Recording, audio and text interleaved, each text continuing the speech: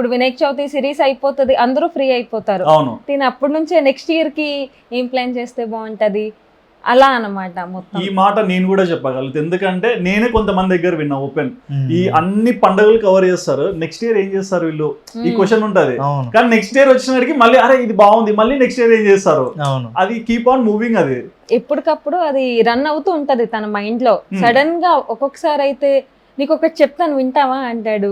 మాకు మ్యారేజ్ అవ్వక ముందు కూడా నాకు కాల్స్ వచ్చేవి, నీకు స్టోరీ చెప్తాను విను, ఈ లైన్ ఎలా ఉంది చెప్పు అనేసి.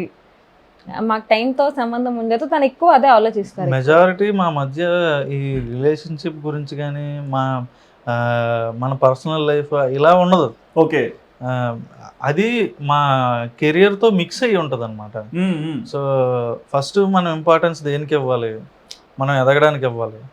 సో తర్వాత ఎదిగిన తర్వాత అన్ని నార్మల్ అయిపోతాయి. అంతే.